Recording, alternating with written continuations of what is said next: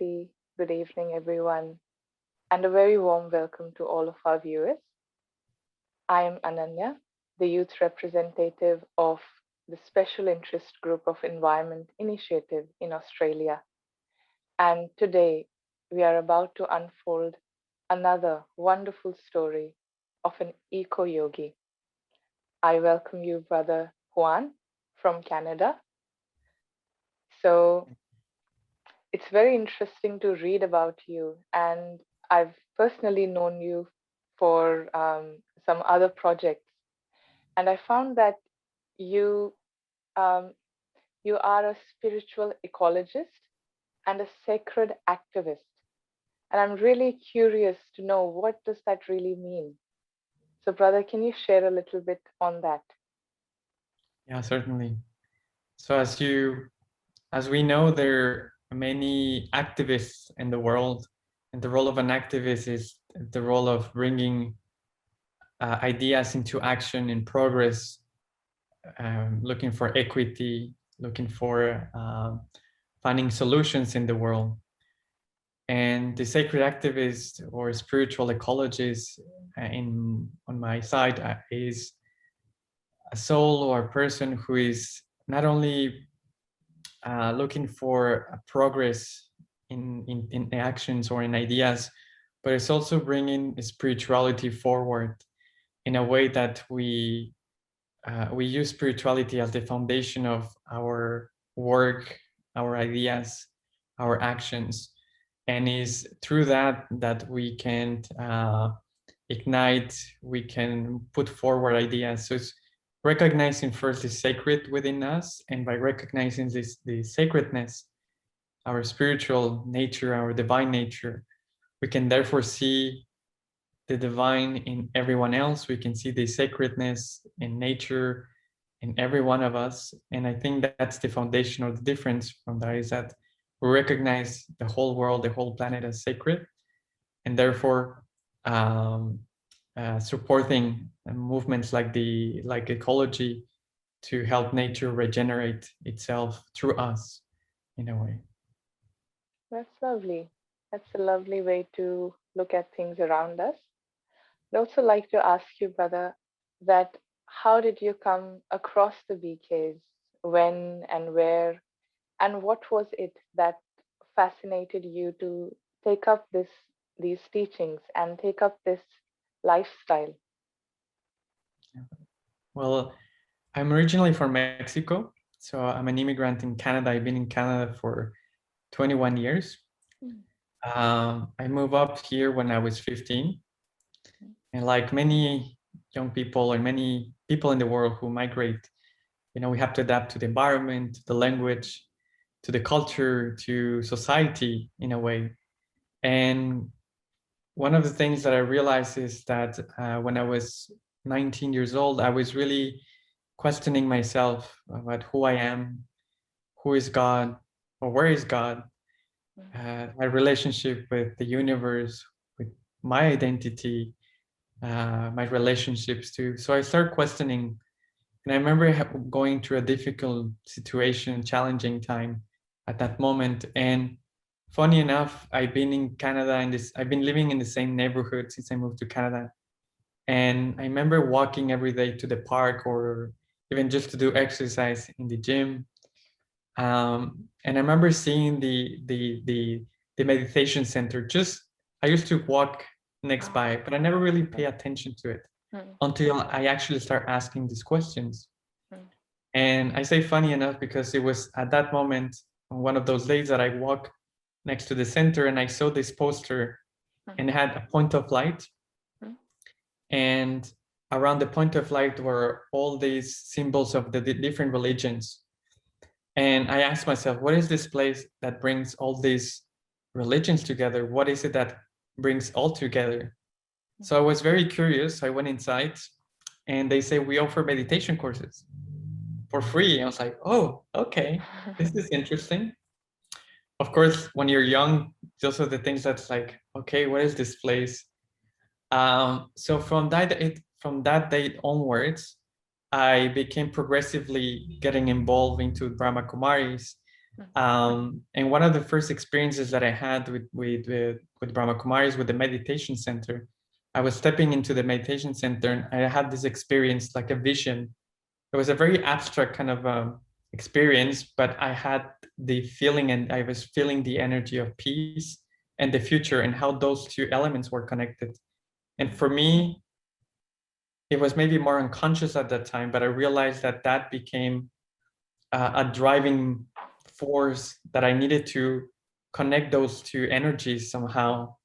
So when I started to have these experiences and I started having many other ones, I realized there was something there. There was something in the teachings of the Brahma Kumaris, in their philosophy, in their way of living, that was attracting me. It was alluring me in a beautiful way. So slowly, progressively, very organically, like nature, I started stepping into, taking the courses, going to the youth retreats, youth talks, and that's how I became very naturally connected to Brahma Kumaris. It was a very organic experience, very natural.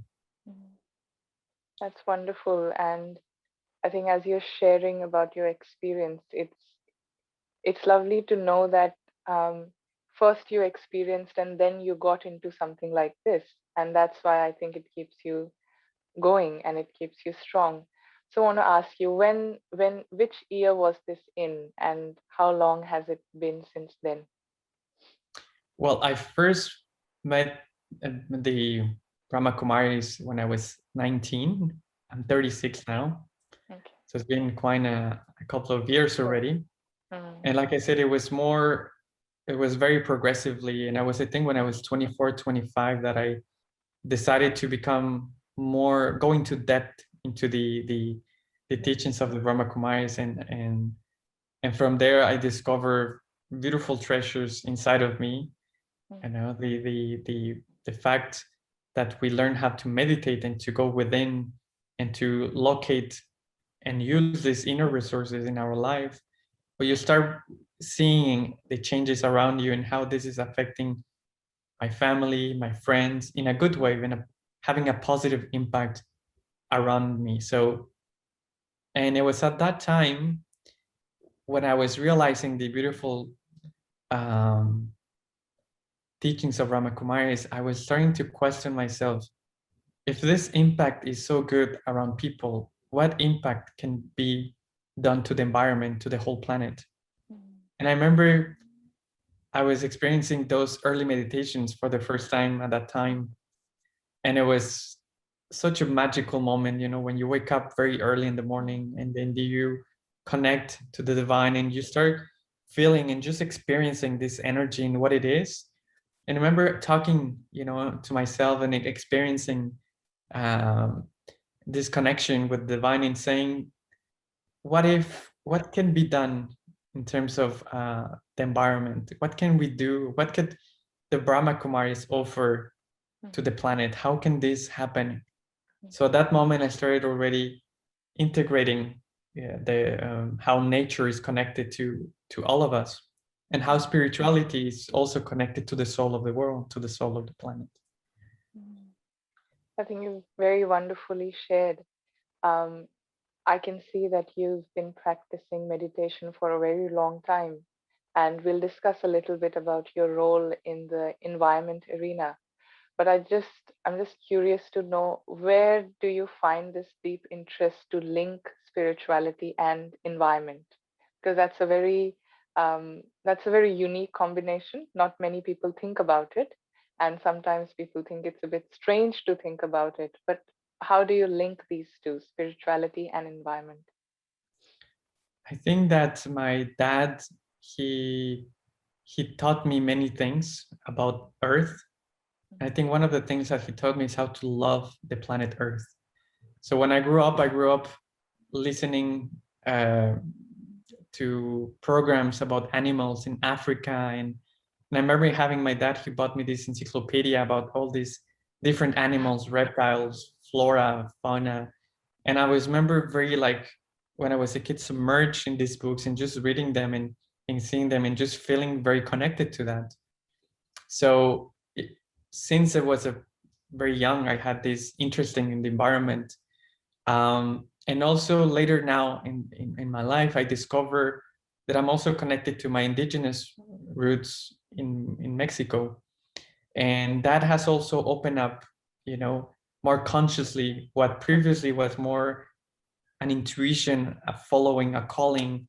It's as if Earth was calling me and I was just listening to the planet. And at the same time, I was awakening to this spiritual reality of who I am. So I think it was something very organic, something that came from my dad, who taught me all this beautiful understanding and a more scientific way of understanding life and Earth. And I think when you awake the love for the planet, it instantly becomes a spiritual experience. Mm, mm. That's quite true. Um, I think many of us would be interested in knowing um, that you've been the youth representative to the United Nations for the Brahma Kumaris. And so, can you tell us a little bit about what this means and what work do you do within this role? I want to share also how I remember also at that time when I was like 24, 25, going to a conference, Mm, and it was Sister Gayatri from New York, and she was giving a talk, and she was sharing something also related to the International Year of Youth. mm, And somehow I had like another kind of like vision. It's not like vision that mm, I see things, but just that you have a realization. yeah, And I saw that there was a lot of work to do with the youth, and in terms of the Brahma Kumaris environment. Um, so working at the UN as a UN rep has been a beautiful journey to connect with other souls, because the beauty about working with the UN and through the Environment Initiative has been that we are able to offer spirituality and the teachings of Brahma Kumaris in a way that is very organic, again, very natural, very opening our hearts and opening, you know, all that we have, all the resources, and share that with people. And I think um, working with the youth has been a wonderful journey, because youth, and I say youth because I'm a little bit older now, but when I was more at that age, I remember being so open and so uh, thirsty for spiritual food and whatever could nourish my soul. And even though I didn't know at that time, mm, now I know it. And I think this has been also the gift for me, and I wanted to share that gift with other young people, how they can experience this life, how they can experience the hope for the future when we are in these transitioning, very challenging times. Having hope for the future and having a good foundation of what can be done and what can be possible has been always been a beautiful journey to share that with other young people. So I guess that's been the beauty of that. yes. I think you worked with so many, United Nations conferences on climate change. I'm also aware that you were part of the Rio conference on sustainable development. And so you've created these wonderful green programs which offer a spiritual perspective to people. And there's one such program called Eco Shanti. Can you tell us a little bit about that particular project? Kushanti, and I'm gonna go back what I was saying before. When I was meditating in the room in that early morning meditation, when I was speaking with divine, when I was feeling this, what I was experiencing this, one of the things that the first that came to me was ekoshanti. And the moment I said the word, I had this experience of harmony between myself, the divine, and nature. So it was a whole experience. And that experience changed my life completely, because it invited me, well, it kind of like consciously became, all this experience of peace, the future, the divine Hmm, nature. It got hmm, connected into one experience. And I was like, I need to share this, you know. And I remember searching into the Brahma Kumaris website at the time and trying to see, do they have something for the environment, that they're doing something. So I remember writing an email to Brahma Kumaris Environment Initiative, um, and I wrote to them saying I had this project that I want to create, that I want to help out. It's called Eco Shanti, and basically they, it's funny enough, they answered me too like a year later, um, and they invited me, Sister Sonia, they invited me to participate in the COP conference in Cancun, in Mexico. But I remember I couldn't go at that time because I was actually, it was going to be my first time visiting the headquarters of the Brahma Kumaris to Madhuban. And, but at that moment, I knew that Eco Shanti was going to be a project for people to have an experience of this, or what is, how can we experience the divine, and how can we experience ourselves in an elevated way in which we can also resonate in that level with the environment, with the planet. And then we adapted this experience in a form of conference, talk, workshops, even retreats that we did in Peace Village a couple of years ago in the retreat center here in North America, New York. And so Eco Shanti has been the doorway of creating experiences about how we can relate to the environment, how can we uh, connect to the ecology of the soul. And I think for me, Eco Shanti speaks about the ecology of the self, renewing itself, renaturing the soul with values, you know, such as peace, love, care, determination. There are many values that the soul needs to nourish itself, and in that way, translate that into our lifestyle. So using a bicycle, eating local food, vegetarian food, trying to minimize my consumption of things, and et cetera, and all these things. But through that lens or through that experience, well, it gives the opportunity to for anyone to have that experience. And I remember we were in one of the COI conferences. COI is the Conference of Youth, and it was in Lima, Peru. And I remember we were all in a circle outside because the weather allows us to be outside and be under the canopy of this beautiful purple tree. And I don't know in English, but in Spanish it's jacaranda, which is a beautiful purple red flower tree. And there was while we were meditating, this beautiful dove came and just sit down and was looking at us as it was looking in our eyes.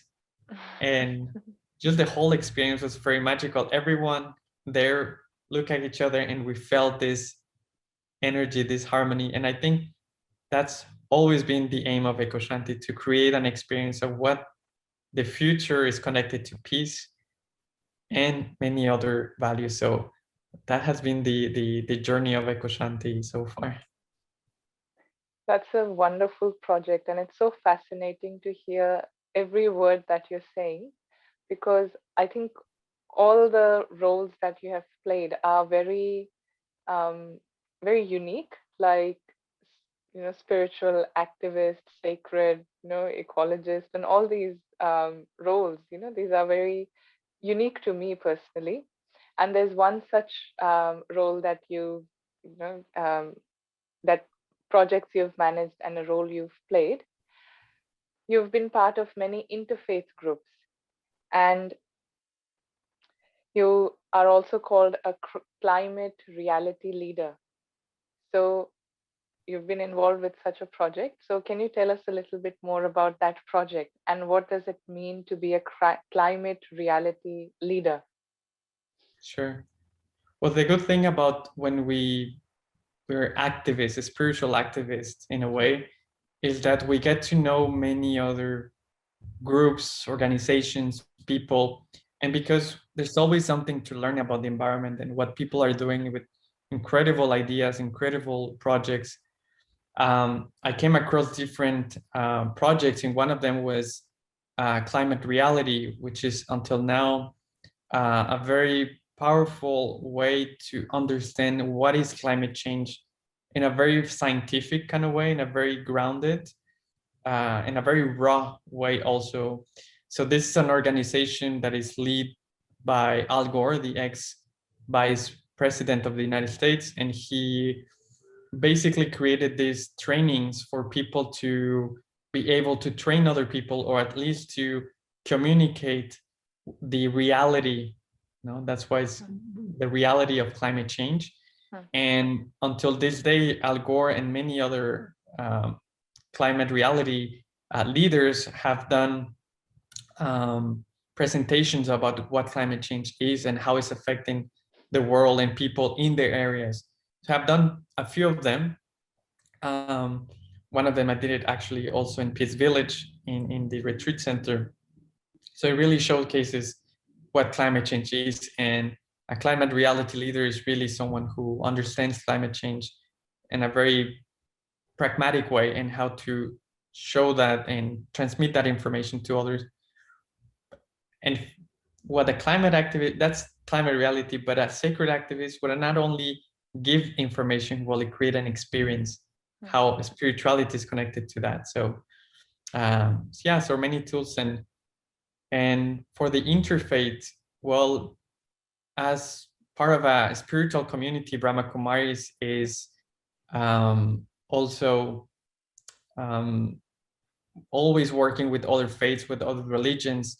And as we have an environment initiative, also there are other faiths who have their branches, the green churches, the Muslims. So all different faiths have their own kind of green team in their faiths and their groups. And it's working with them as interreligious, but also understanding that what we have in common, all the different religions, is planet Earth. That although we might have a different way to reach to the divine or to God, that we have one thing in common, and we call it home. So the planet Earth. So, and that's been also a beautiful journey of participating with so many peers who also understand the sacredness of activism and how to relate that with the planet.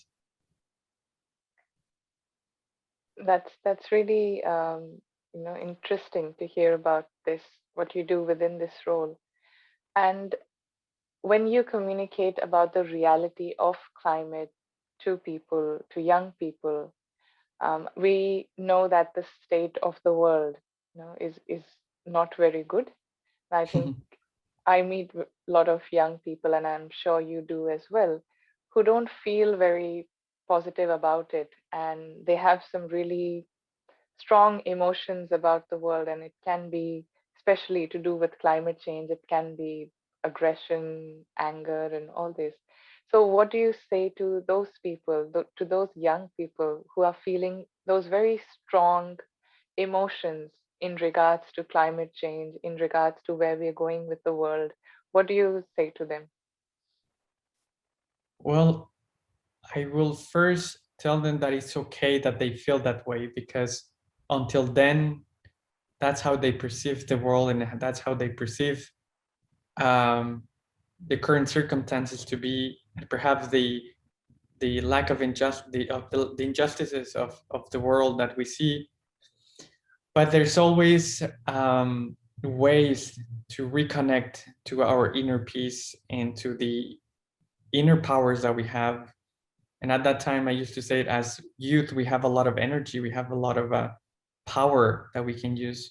And all we have to do is to realign that energy, because I always share with them that yes, there's always a destructive energy and patterns happening around the world, but this at the same time, this another parallel energy that is emerging, that is elevating humanity in planet Earth. So I used to share with them that if you just shape your focus, um, if you change your perspective, it's going to help you to align to this energy, this patterns and movement of life and the universe of regenerating itself. So for me, it has always been we have a chance to choose where we can put our energy, our actions.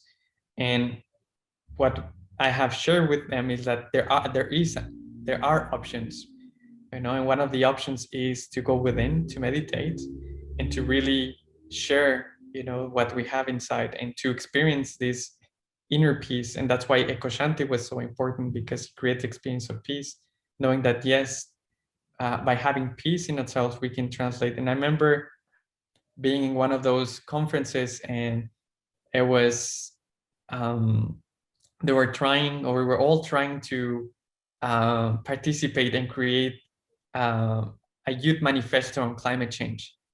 And as you've probably seen, we have seen many of these. It's very difficult for people to get together and to understand each other. And at the beginning, everyone was really, you know, collaborating in a way, cooperating. But the more the time passed by, more the energies is starting to like grow up, and the you know, the tension and the emotions and the anger. So because I was part of the organizing team, I remember stepping up and saying, listen, guys, let's do something. You know, it might not change the whole, you know, the actual things that we want to discuss, but I think it might affect something. So let's try this. So I invite everyone. We were like 300 or 200 people, and we invited them to meditate for just 3 minutes. I said, let's just take 3 minutes to be in silence, come back to ourselves.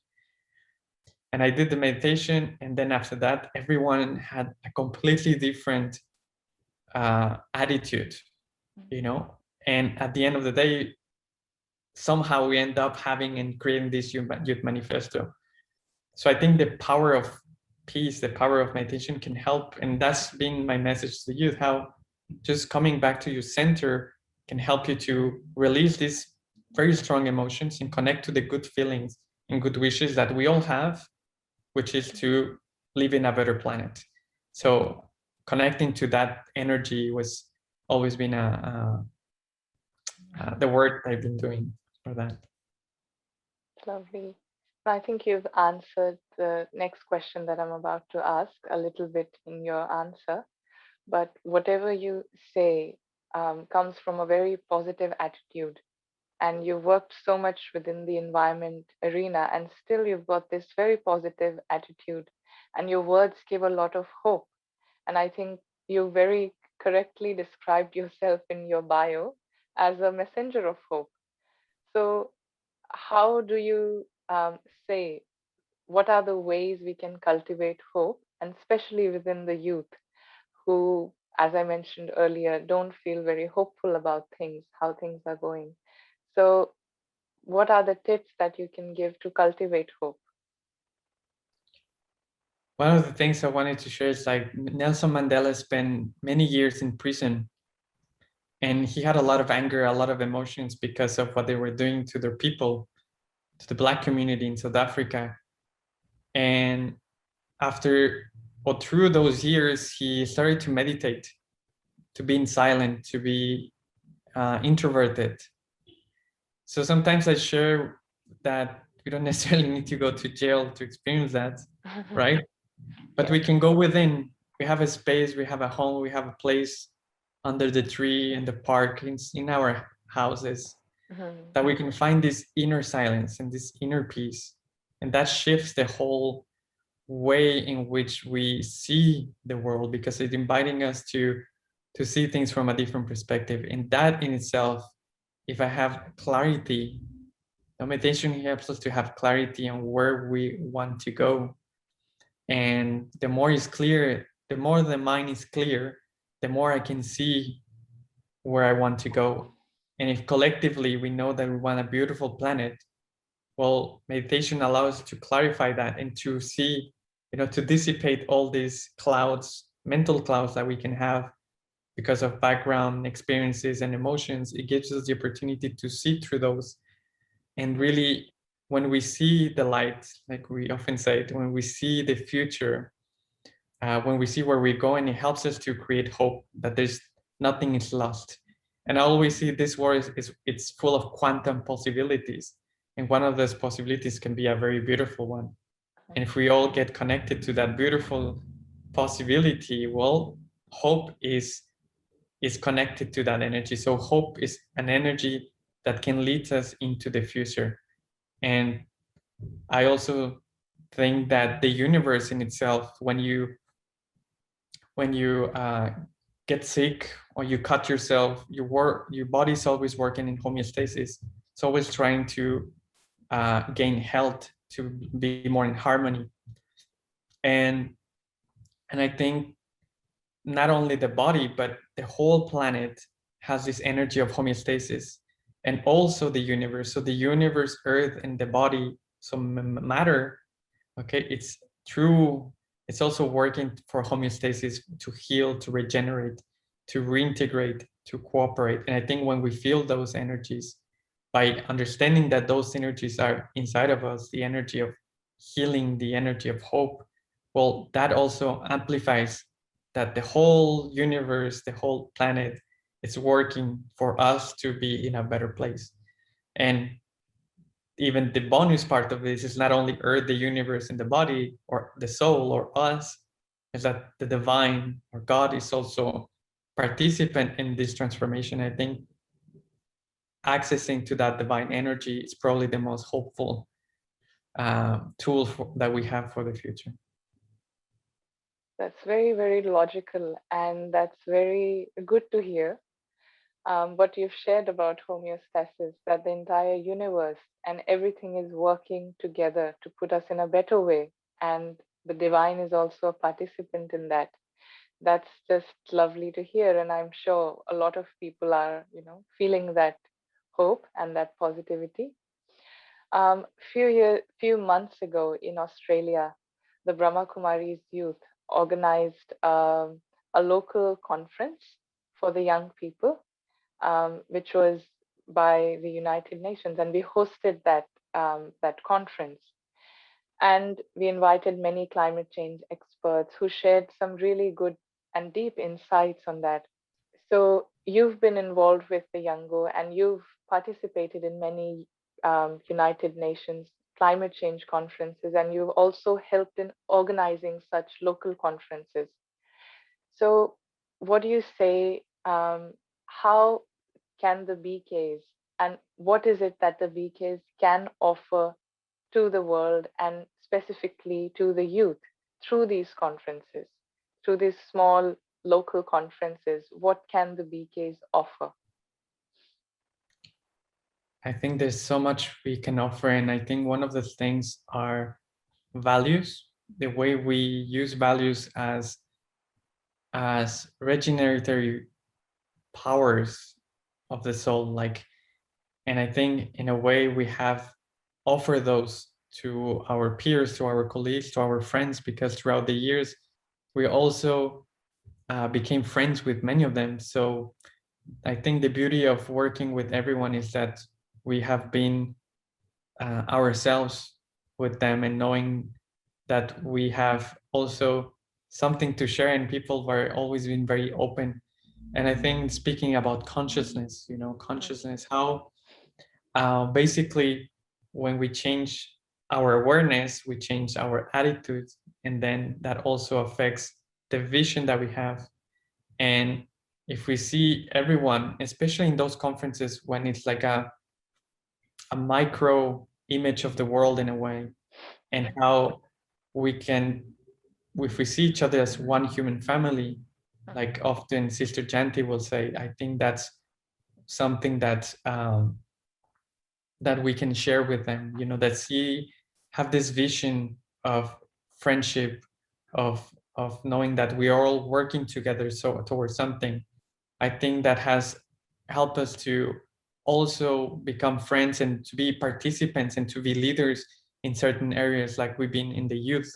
We bring in the notion of well-being, the notion of spirituality in the conferences, and of consciousness. Consciousness and climate change wasn't really a term that was used very often, and nowadays there's many other communities and organizations going into this direction of going within, and understanding that within we have these resources that are available to be used in the world, and can have a very positive impact in nowadays. So again, I think there's many things that we offer as a community, and again, meditation and all the resources that we have are very valuable. You've given a wonderful equation on when we change our awareness, our attitude changes, and that changes our vision. which brings well-being in the world. And that's saying that self-transformation actually brings world transformation. So that's lovely. So that BKs can offer that connection between consciousness and climate change. That's very interesting to hear. Also, brother, you've worked within the Brahma Kumaris Environment Initiative. And so where do you see your work going in the future? What are some of your plans for the future? Yes, I think that one of the areas that we have to also be listening to what the world needs, because so much of what we can do depends also on what it's currently the world is currently needing for, right? And I think in the future there's going to be the intersection of many areas, especially, for example, the social and environmental area, which is going to be combined with governance, and governance has to do also with economics. So those all these areas are going to be coming together in a way, and how the environment affects people and people affect the environment. That's the social aspect, interacting with the environment, but also how the economic circumstances are also driving other communities and people into extreme circumstances, like, for example, the climate refugees, who Mm, are in a way, because of the economic system, because of the social aspects, there are going to be more and more frictions about in groups, ethnic groups, and cultures. So I think focusing again still on peace in the future is probably a way that we have to continue to sustain it, and most likely also in the area of biodiversity, which that's the area I'm focusing now. I'm focusing less now with the youth, but now focusing more on the area of biodiversity, because I think biodiversity, it's life, it is diversity, and life has been sustaining the world, the planet, all community of life through all these years.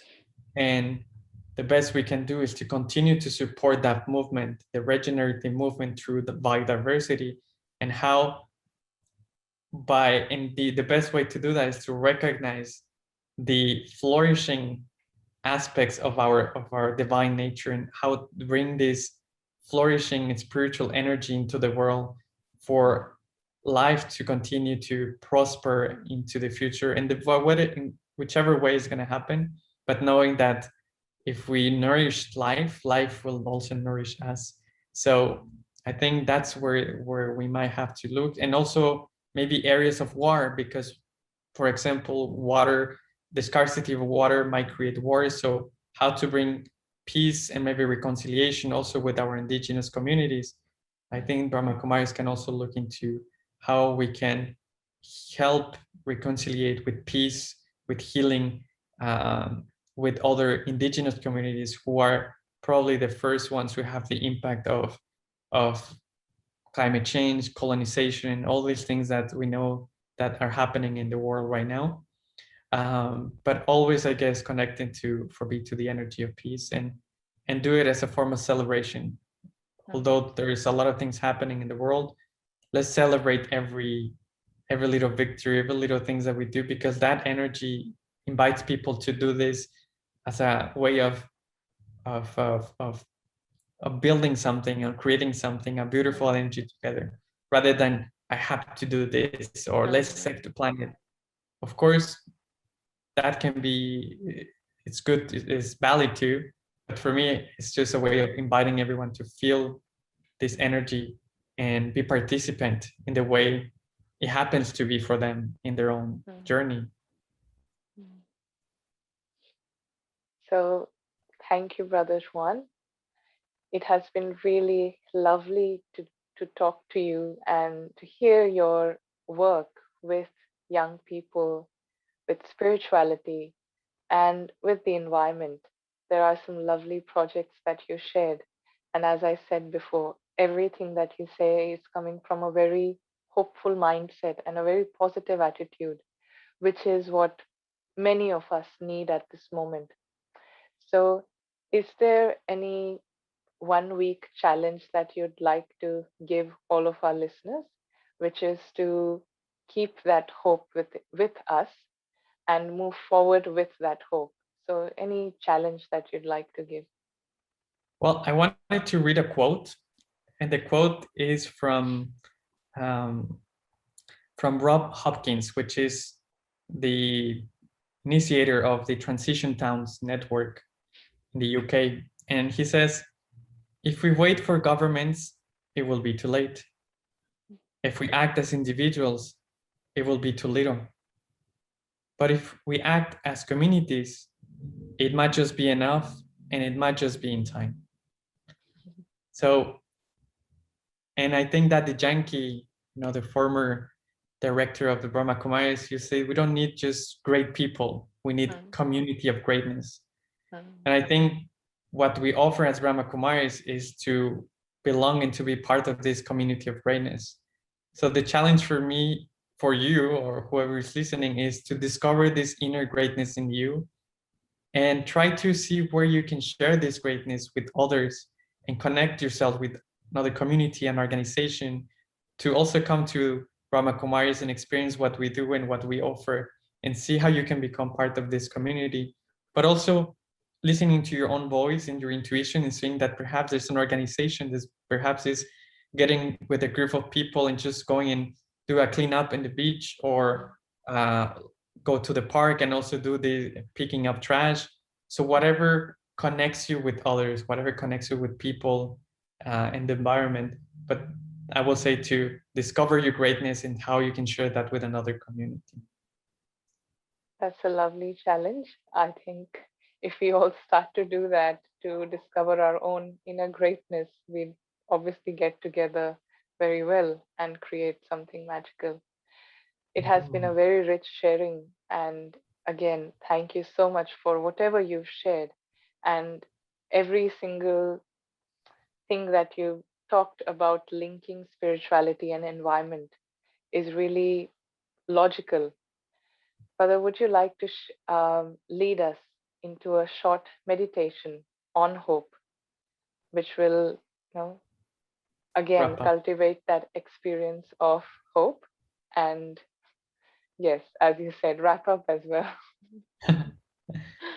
But thank you. Before I start the meditation, thank you for the interview and for giving me and everyone the opportunity to experience what we offer in Brahma Kumari. So I will invite everyone, whoever is listening, whatever you are, if you can sit, find a way that you can sit comfortable.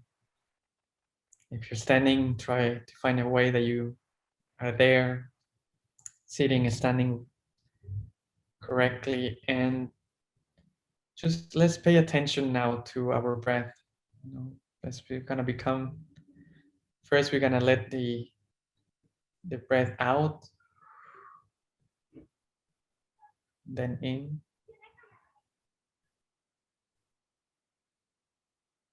And recentering ourselves in the present moment by taking another breath.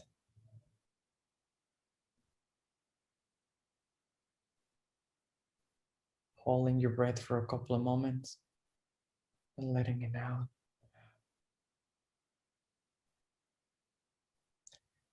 As we become more present, we let the oxygen go into our brain and expand our awareness, expand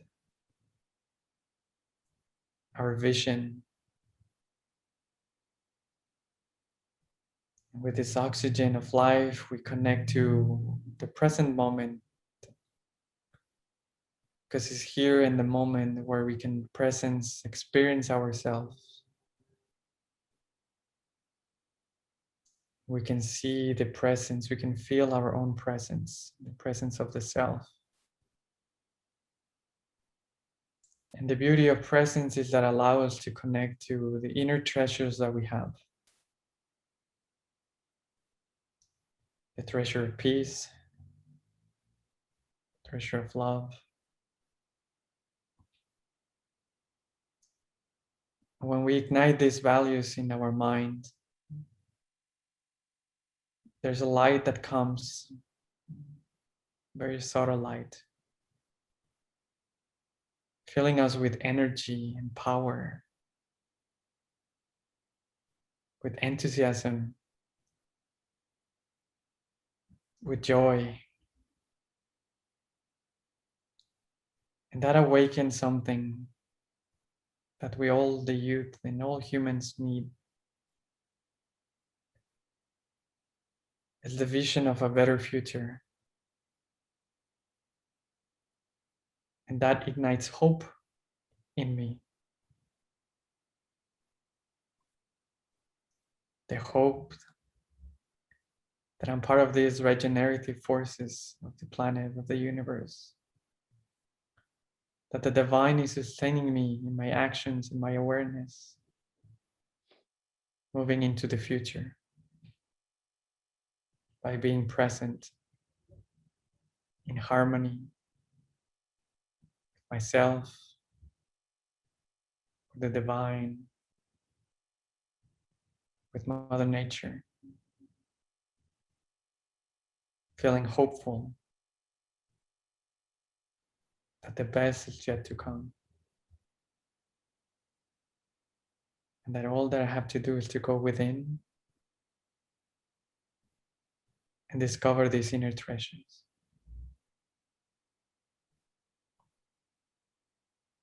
And I take a couple of moments more in silence.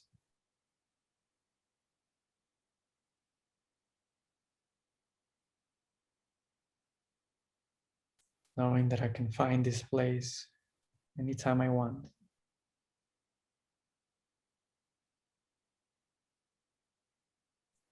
Forces that are helping me to be what I have to be.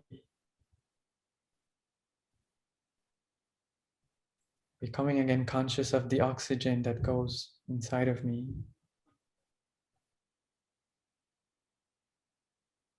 Become aware of myself again. Become aware of my body. Slowly reopening the eyes if I have it closed. And slowly coming back to the present, to wherever I am. As we say, Om Shanti, Eko Shanti.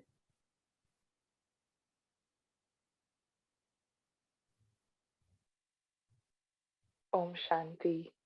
And Shanti. once again, thank you so much for the 1 week challenge and for this lovely meditation.